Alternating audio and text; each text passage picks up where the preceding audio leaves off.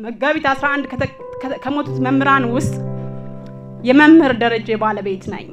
አይገርማችሁም? ያስተማርኩት ተማሪ አይኔ ያየ ባሌን አንበርክኮ ሲረሽ ነው ከአራት ልጆቼ መሃል። አይገርምም? እያያምም እኔ ነኝ መናገር ያለብኝ። የምራ ህዝብ እኮ ነው መናገር ያለበት። ወንድሞቻችን ቤታቸው ላይ ልጆቻቸው ሚስታቸው ፊት ሲደፉ አይተናል።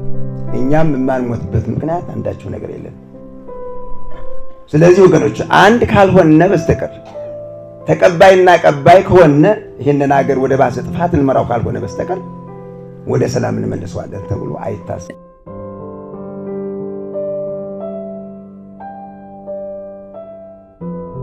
እስከ መቼ ነው እዚያ ተሽሎክልኮ የሚኖሩት? አሁንም ቢሆን ግቡ፣ ቤተሰቦቻችሁን ከሚስቶቻችሁ ከልጆቻችሁ ጋር አንድ ላይ ሁኑ ነው የምንላቸው። አርበኛ ትላላችሁ። የአማራ ህዝብን እያሰደደ እናት ልጇን ገዝታለች ታግቶባት፣ ያ ደግሞ ሻጭ ሆኗል። ይሄ ባለበት ወቅት ያለማውን ልማት ስላወደመላችሁ አርበኛ ይባላል?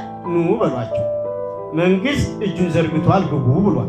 ካልገቡ ግን አገር ለማዳን ስንል ህዝብን ለማዳን ስንል አሁንም አስፈላጊውን እርምጃ እንወስዳለን ማለት ነው። ሁከትና ግጭትን ብጥብጥን የጀግንነት መለኪያ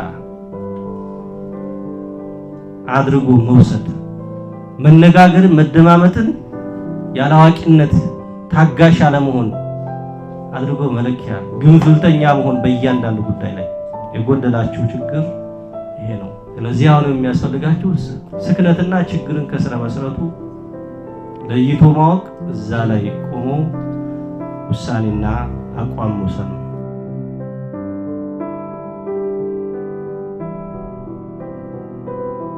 ግፍን አውግዙ፣ ሐቅን ግለጹ፣ እውነትን ተናገሩ። ከሽፍታ አዋዳሽነት ወደ ሽፍታ አውጋዥነት ተሸጋገሩ። ለዘላቂ ሰላም ግንባታ ተዘጋጁ።